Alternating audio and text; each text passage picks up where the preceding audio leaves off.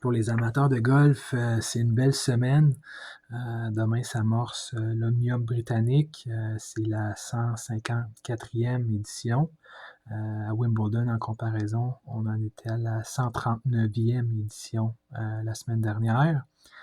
Et une chose que j'avais notée dans les derniers mois sur le golf, c'est une belle annonce à la télé de la marque Titleist, qui est une marque reconnue entre autres pour leurs balles. Ce qui m'allume là, quand je vois l'annonce pour la première fois, c'est la beauté du terrain de golf qu'on nous montre. Et ensuite, on réalise que l'histoire, c'est une partie entre un père et sa fille. Dans les derniers jours, je me suis demandé s'il n'y avait pas quelque chose qui avait été écrit sur ça.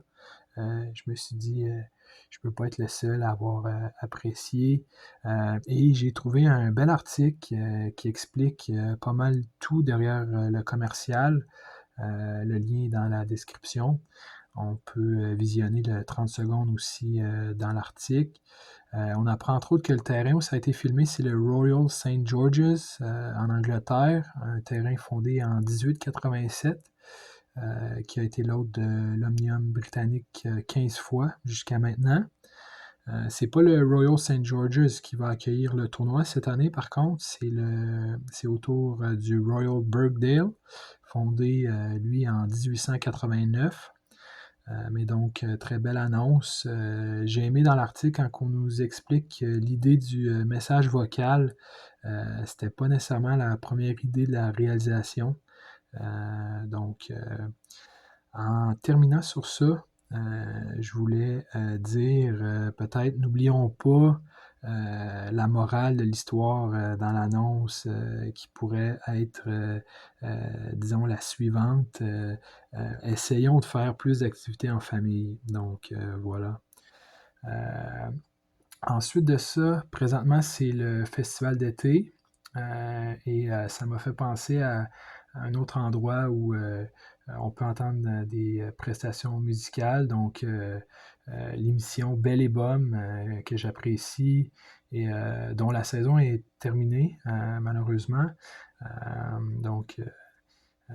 Il me semble que ça nous manque l'été, une émission comme ça avec des musiciens qui pourraient peut-être être à l'extérieur.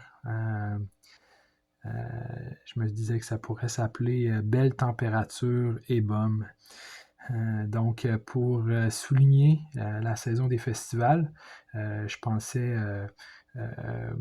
disons, faire une liste là, de quelques-unes des prestations, des performances que je me souviens avoir appréciées cette saison à Belle et Bomme. La première, Pierre Quenders avec une chanson qui s'intitule We Like.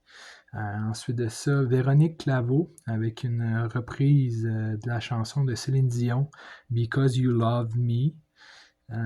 Ensuite de ça, Véronique Dicker avec son interprétation de Le Soul d'Isabelle Boulay, en plus de nous avoir offert une imitation drôle d'Isabelle avant la chanson.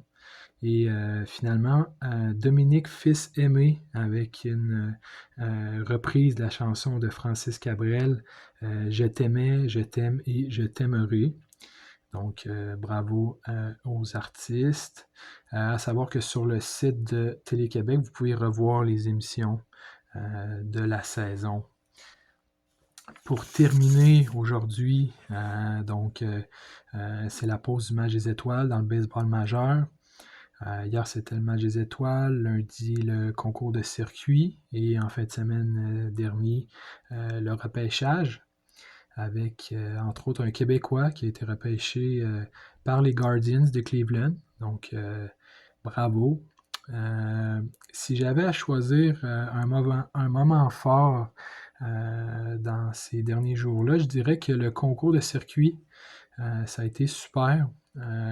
On a un joueur des Cardinals de Saint-Louis, Jordan Walker, qui a fait face à une foule à Philadelphie un peu hostile et puis qui a démontré un calme, un talent facile.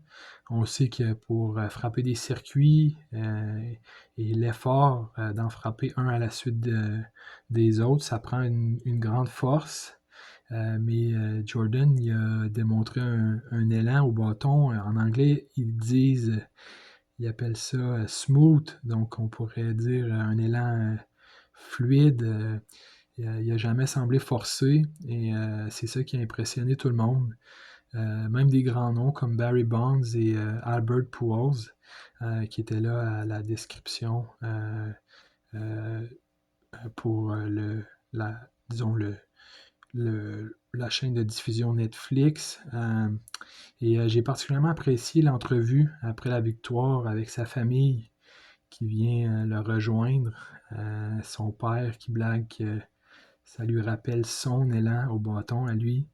Donc, je vais mettre le lien vers l'interview dans la description.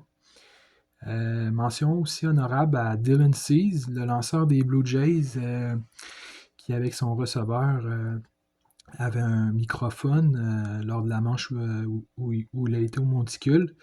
Et puis ça nous indiquait, en l'entendant parler avant de s'exécuter, quel lancer qui allait s'en venir.